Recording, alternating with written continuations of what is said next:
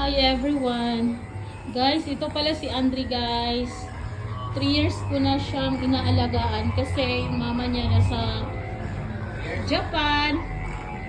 Tapos yung papa naman niya nagtatrabaho kaya siya inalagaan ko siya ng 3 years na ngayon kasi 2 years old pa lang siya dito sa bahay.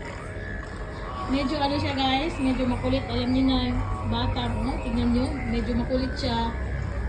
Mahilig sa pagkain na hindi naman healthy, pero minsan naman kumakain siya ng gulay. Ang isa rin ng ano guys, yung mahilig siya talaga ng cellphone. Nako, inuurasan ko nga, mga 1 hour lang, pero ayan, umiiyak.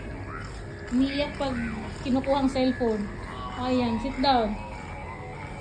Ano na siya ngayon guys, K2 na siya.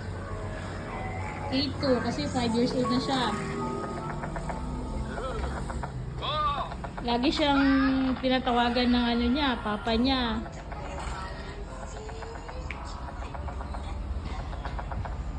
Masaya naman kami na masaya naman kami na nandito siya sa bahay. Kasi wala namang kaming bata.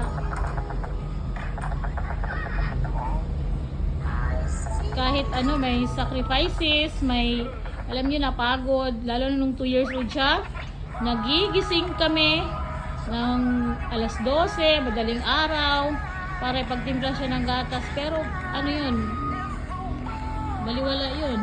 Importante, nandito siya sa bahay. Safety siya, at saka mapabuti yung niya, kalagayan niya. Andre, umayos ka ng upo. Andre, sit down properly, please. No, don't do that. Andre. Ano siya guys si Andre, siya. Yung mama niya kasi half Japanese. Kaya may dugong Hapon siya guys. Kita niyo naman, napakaputi. Oh, ay, don't do that Andre. May sipon kasi siya. Shh, don't do that.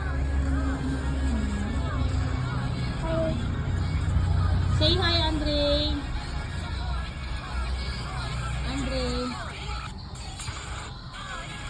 Pag nag-cellphone to, wala na. Hindi na siya nagre-response. Pero kasi ngayon medyo siya wala sa mood. Pero pag nasa mood to guys, napakabait, napaka-sweet.